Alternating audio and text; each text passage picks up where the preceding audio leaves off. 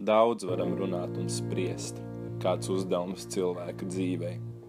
Tomēr pie gala nekad netiksim, tici man, draugs. Skaidrību mirstīgam prātam ir slēpusi augstāka vara. Cerēt un minēt var daudz, saprast un zināt neko. Man ir 23, un es nezinu neko. Tikai to, ka pasaulē taisnības nav, bet es cīnīšos par to. Mēs cīnīsimies. Ziniet, mēs pirms gadiem 3 dibinājām pīpkoloniju. Droši vien smalki to būtu saukt par studentu zinātniski literāro biedrību vai tā kaut kā. Bet patiesībā mēs esam tikai studenti, domu biedri, kam nav vienalga, kas ir gatavi cīnīties. Šķiet jau kopš bērnības mani urda un neliek mierā tas cīņas par tāds mazs, dažreiz pavisam kaitinošs vēlniņš kaut kur manās krūtīs, kas nemitīgi mani baksta un kacina. Jau toreiz glāzniekos, tēva mājās, mani interesēja sabiedriskie un politiskie jautājumi, un pavisam drīz es būšu jurists. Jā, Tērbets universitātes diploms man būs kabatā, un jūs visi vēl redzēsiet.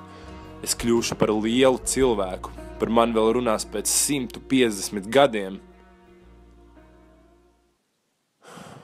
Ak, Eduard, kuru gan tu centies apmuļķot? Vai tu maz pats tam tici? Tu taču zini, ļaudis tevi dēvē par pļēguru un staigājošu lokomotīvi. Tev pārāk ļoti patīk meitenes un pie dvēseles tev nav ne graša. Jā, patiesi. Atkal man ir jālūdz brālim, kā man tas riebis, ja jūs to zinātu, cik gan ļoti man reizēm riebis tas cilvēks spoguļa atspulgā. Jā, viņš kliedz par taisnību un cīnās par ideāliem, bet vakaros cilā glāzes draugu pulkā par savu studiju naudu. Kas gan tu esi? Jā, kas es esmu? Pie debesīm mēnesis spīd bālais, pa niedrāju vardes kurkst. Viss miglā sekts apgabals tālais, un strautiņš ielajā čurkst. Es klausos, un bezgalīgs žēlums man dvēseles dziļumos griež, vai vainīgs tur vakara vēlums, vai likteņa grūtības spiež. Tici man, tas nav viegli, brāl, bet man atkal tev jālūdz. Nē, Eduard, nesāc. Mums pašiem ir grūti laiki. Tu nesaproti, ja tu man vēl mazliet neaizdosi, nu tikai vēl šo vienu reizīti, man būs jāizlaiž semestrs. Vai tiešām visas šīs studijas būs zemēm nomests laiks? Vai to tu gribi, Kārli? Zinu to tavu zemē nomesto laiku un vējā izkaisīto no tēva mantoto naudu. Kam man tev vēl sūtīt? Kā līdzēt, ja viss tiek noskalots krogos? Kas zina, kad spēsi savus parādus par savu dāsno sirdi visiem uzsaugdams nomaksāt? Uz mūsu naudu vairs neceri. Tu esi tik stingrs un prasīgs savā dzejā. Tu kliedz pēc taisnības, kamēr pats nespēj savaldīt savu izšķērdīgo dabu balmu. Tev jādodas. Tas nekas, ka nāksies izlaist semestri. Arī ārsts saka, ka tas tev nāks tikai par labu. Rūjienā tev piedāvā mājskolotāju vietu. 25 rubļi, nekas nav, tu saki. Brauc vien un izjūti sūro naudas pelnīšanu. Ak, Eduard, kad tu atbrauci, šķiet viss pēkšņi palika skaistāks. Patiesi. Saule spīdēja spožāk, arī gaiss pēkšņi sāka smaržot, un tu jau pats man toreiz teici, ka manās acīs mirdz tādas mazas uguntiņas. Pirms tu atbrauci, tādu nebija. Es biju patiešām laimīgs ar tevi, Olga. Es beidzot jutos dzīvs, kā īsts dzejnieks. Nu, tu jau zini, jurista diploms man vajadzīgs tikai, lai kārtīgi pelnītu. Brīvajā laikā es ar vienu būšu dzejnieks. Un tici man, es reiz tev atdošu visu. It visu, ko tu esi man devusi. It visus savus neskaitāmos kredītus un parādus es atmaksāšu, tiklīdz būšu jurists. Ko nu tu par to? Man nekā nevajaga. Tava mīla man 1000 kārt vērtīgāka par tiem nieka grašiem, ko spēju tev dot. Piedod, ka vairāk nespēju. Tu biji tik labs. Tu vēl ar vienu esi. Tas nekas, ka visi to neredz, daži uzskata tevi par dzērāju, citi par iedomīgu pārgudreli. Mīļais, reiz tu būsi vesels un izmācījies, un tad taču tu mani apprecēsi, vai ne? Tu taču mīli mani. Es taču esmu tava vienīgā, vai ne? Edvard, kā tu spēj skatīties spogulī? Vai tev nedērdzas tas, ko tu redzi? Tavi nopīpētie, nodrupušie zobi. Pēc kā gan tu izskaties? Jā, pēc kā es izskatos. Kāds velns mani dzen bendēt sevi. Viņi mani mīl, bet es, maitas gabals tāds, bez jebkādiem sirdsapziņas pārmetumiem, triecu viņas naudu vējā. Kas es esmu? Nešaust sev, draugs. Viņi ir tikai niekas kuķis. Mēs tāds varam dabūt cik vien tīk. Baum, tev ir tik daudz, kas jāpaveic.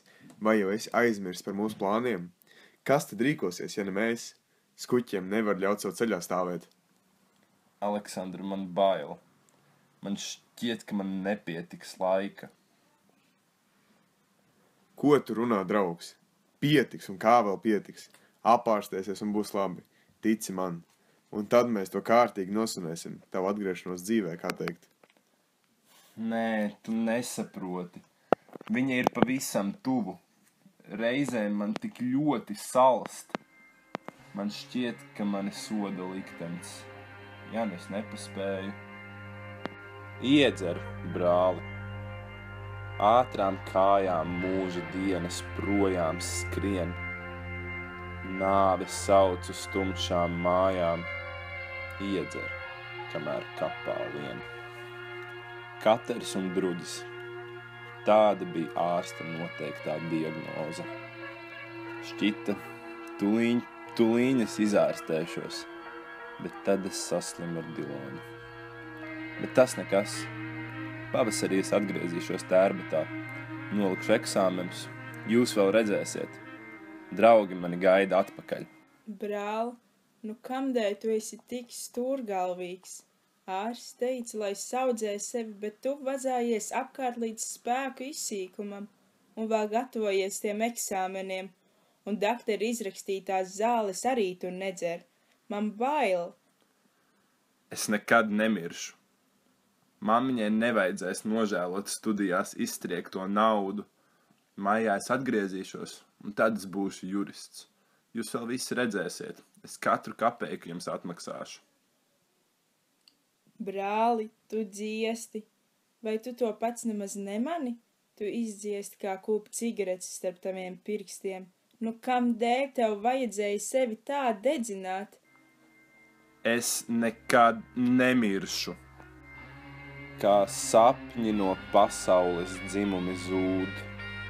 Laiks balina vaigus drīz sārtos, un apakšā miroņi šausmīgi trūd. Dziļš klusums mīt mūžības vārtos. Viņš aizgāja 12. maija naktī, 24 gadi, tik vien viņam bija dots. Dažas dienas pirms nāves viņš uzzināja, ka viņa apcerējumi iz mekanikas apbalvot ar 50 rubļu godalgu. Viņš tikai pasmaidīja un teica, ka gribētu kaut ko labāku uzrakstīt. Es dzirdēju viņa pēdējos vārdus. Viņš jau nojauta, ka tā tuvojas. Viņš man to teica vairāk kārt. Reiz jautāja viņam, vai arī kā man sāpē šie vārdi. Vai vieglāk pašam nebūtu izbeigt šīs mocības. Un viņš atbildēja, ja ticētu, ka pēc nāves ir labāka dzīve, tad nešaubīdamies darītu galu. Ko es bez tevis darīšu, draugs? Manai dzīvei, bez tevis mīļais, nav jēgas. Es redzēju tevi sapnī. Tu atjāji baltā zirgā un aicināji mani sev līdzi. Man šķiet, ka drīz vien tu nāksi vēlreiz, un tad es tev sakošu. Bez tevis dzīve ir tikai nīkšana šajā netaisnīgajā pasaulē. Ak, brāl, dzīvoja gan tu kā gatavais vēja grābslis. Svēdījies ar mūsu naudu kā vien prasdams, un tomēr tu biji tik gudrs. Jā, tavas dzejas vienmēr bijušas 100-kārt vērtīgākas par manām. Daudz varam runāt un spriest, kāds uzdevums cilvēka dzīvei. Tomēr pie gala nekad netiksim. Tici man, draugs. Skaidrību mirstīgam prātam ir slēpusi augstāka vara. Cerēt un minēt var daudz, saprast un zināt neko.